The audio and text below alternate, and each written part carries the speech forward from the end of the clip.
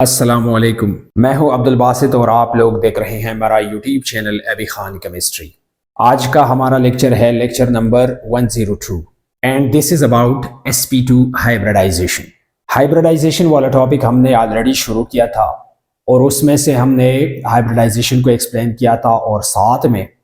जो first number इसमें आता है sp3 हाइब्रिडाइजेशन उसको भी एक्सप्लेन किया था। आज जो है हम डिस्कस करेंगे sp2 hybridisation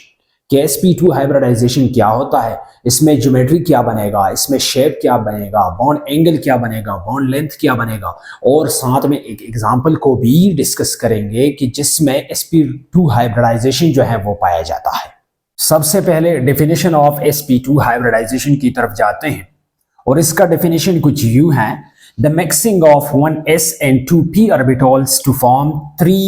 equivalent sp2 hybrid orbitals of same energy and shape। sp2 hybridisation की टाइप्स में से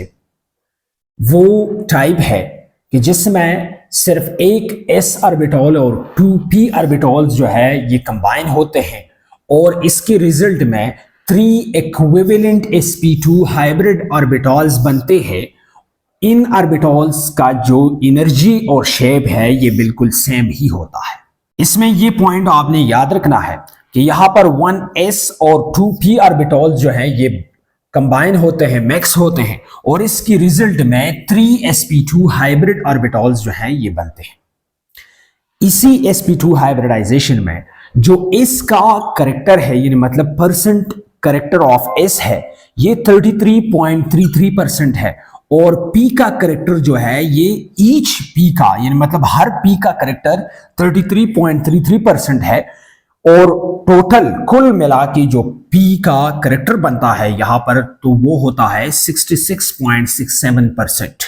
sp2 हाइब्रिडाइजेशन में जो ज्योमेट्री बनता है मॉलिक्यूल का तो वो होता है ट्राइगोनल प्लेनर, मतलब टोटल ऑर्बिटल्स जो होते हैं हाइब्रिड ऑर्बिटल्स ये एक ही प्लेन में आते हैं तो इसी वजह से इस ज्योमेट्री को हम कहते हैं ट्राइगोनल प्लेनर। ऑर्बिटल्स के दरमियान जो एंगल बनता है वो होता है 120 डिग्री का। अब आते हैं एग्जांपल ऑफ sp2 हाइब्रिडाइजेशन की तरफ कि ऐसा मॉलिक्यूल जहां पर sp2 हाइब्रिडाइजेशन जो है वो पाया जाता है तो उसको डिस्कस करते हैं। यहां पर जो फर्स्ट ईयर कोर्स में sp2 हाइब्रिडाइजेशन में जो मॉलिक्यूल डिस्कस किया गया है वो है ईथीन मॉलिक्यूल जिसका फार्मूला है मॉलिक्यूलर फार्मूला C2H4। यहां पर इस C2H4 में जो कार्बन है यहां पर 2 कार्बन है और हर एक कार्बन का यही स्ट्रक्चर जो है ये बनता है। कार्बन जो है ये ग्राउंड स्टेट में इसका इलेक्ट्रॉनिक कॉन्फ़िगरेशन कुछ यूं होता है 1s2 2s2 2px1 2py1 and 2pz0 और फिर जब ये कार्बन एक्साइटेड स्टेट में चला जाता है यानी मतलब इसको एनर्जी मिलता है कहीं से तो यहां पर प्रमोशन ऑफ इलेक्ट्रॉन होता है और फिर उसका जो इलेक्ट्रॉनिक कॉन्फ़िगरेशन बनता है वो इस तरह का होता है 1s2 2s1 2px1 2py1 और 2pz1। ईथीन मॉलिक्यूल का जो एनर्जी लेवल डायग्राम है ये कुछ इस तरह का है कि यहां पर आप देख लीजिए सेकंड शेल में जो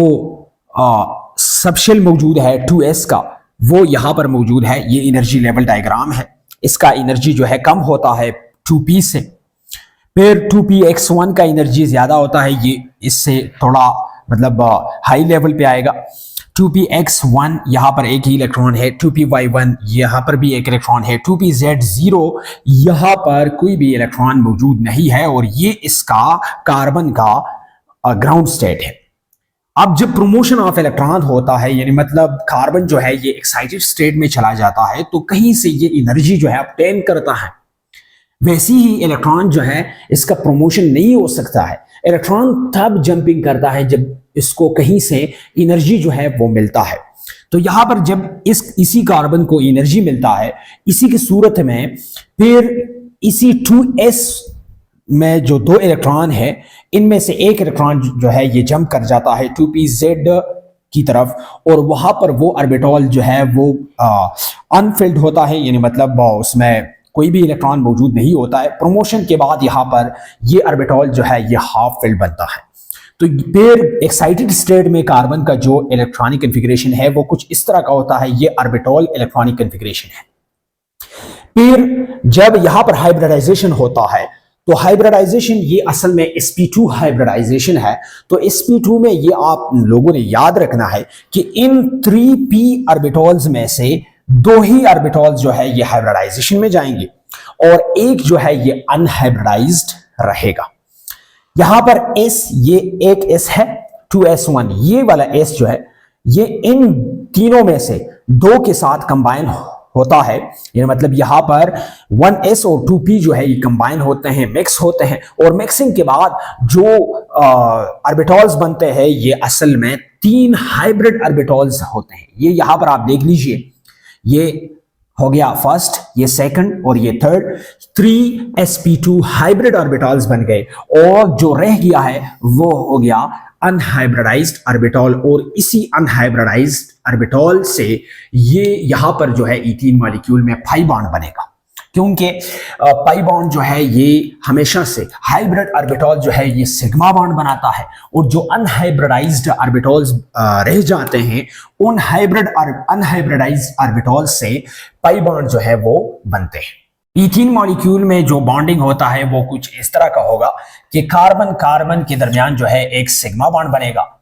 फिर कार्बन और हाइड्रोजन के दरमियान जो है 4CH सिग्मा बॉन्ड जो है ये यहां पर बनेंगे और एक पाई बॉन्ड बनेगा कार्बन कार्बन के दरमियान, क्योंकि एक ही अनहाइब्रिडाइज्ड ऑर्बिटल रह जाता है एक कार्बन के साथ और दूसरे कार्बन के साथ भी एक अनहाइब्रिड 2p ऑर्बिटल जो है वो रह जाता है। उन दोनों अनहाइब्रिडाइज्ड ऑर्बिटल्स की वजह से पाई बॉन्ड जो है वो बनता है। तो यहां पर आप देख लीजिए टोटल जो है इथीन मॉलिक्यूल में टोटल 6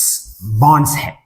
इन 6 में से 5 जो है सिग्मा बॉन्ड्स हैं, यहां पर ये आप कैलकुलेट कीजिए, फर्स्ट ये हो गया और 4 जो है ये सिग्मा बॉन्ड हो गए, तो टोटल 5 सिग्मा बॉन्ड्स बनते हैं और साथ में एक ही पाई बॉन्ड जो है वो बनता है और ये pi bond between unhybridised orbitals जो है इनके दरमियान बनेगा। अब इथीन मॉलिक्यूल में जो कार्बन कार्बन बॉन्ड लेंथ है ये डबल बॉन्ड है, कार्बन कार्बन के दरमियान डबल बॉन्ड होता है। तो यहां पर कार्बन कार्बन के दरमियान जो बॉन्ड लेंथ बनता है वो बनता है 1.34 एंगस्ट्रॉम का। कार्बन हाइड्रोजन का जो बॉन्ड लेंथ बनता है वो होता है 1.10 एंगस्ट्रॉम का। बॉन्ड एंगल बिटवीन कार्बन, ये कार्बन एक हो गया, ये हाइड्रोजन हो गया और ये हाइड्रोजन हो गया,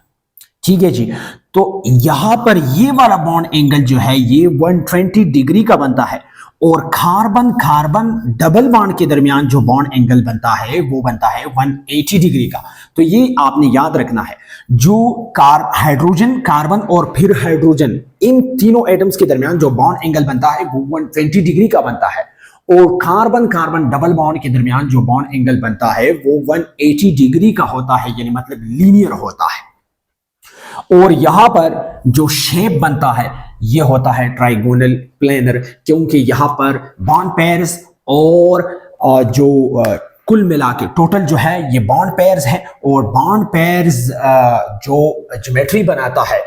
वही जो है शेप भी होता है और ज्योमेट्री भी होता है, क्योंकि जब भी किसी मॉलिक्यूल में लोन पेयर नहीं होता है तो पेयर उसी सूरत में ज्योमेट्री और शेप जो है वो एक तरह के होते हैं, यानी मतलब सेम होते हैं शेप और ज्योमेट्री। जिस तरह इसी मॉलिक्यूल में, इथीन मॉलिक्यूल में ज्योमेट्री जो है वो भी ट्राइगोनल प्लेनर है और साथ में शेप जो है वो भी ट्राइगोनल प्लेनर है।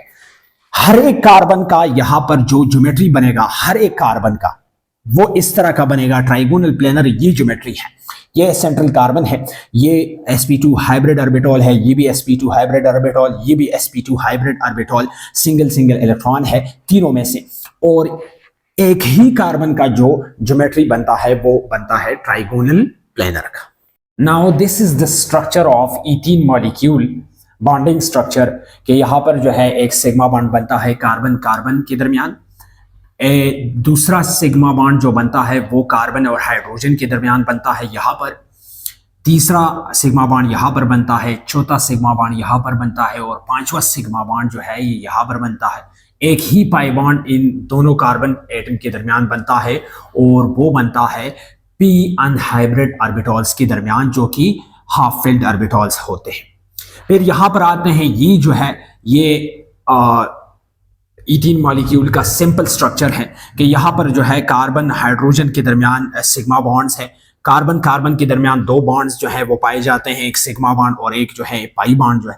ये बनता है। फिर उसके बाद ये जो है ये बॉन्ड लेंथ है, कार्बन कार्बन के दरमियान जो बॉन्ड लेंथ बनता है वो 1.34 एंगस्ट्रॉम का होता है, और कार्बन हाइड्रोजन के दरमियान जो बॉन्ड लेंथ बनता है वो 1.10 एंगस्ट्रॉम का होता है। और साथ में यहाँ पर जो एंगल बनता है का हाइड्रोजन कार्बन हाइड्रोजन, वहां पर मैंने लिखा है कि ये बॉन्ड जो है ये 120 डिग्री का होता है, और कार्बन कार्बन के दरमियान जो बॉन्ड एंगल बनता है वो 180 डिग्री का बनता है। लेकिन आप लोगों ने ये याद रखना है कि ज्योमेट्री में, यानी मतलब ट्राइगोनल प्लेनर में ऑर्बिटल्स में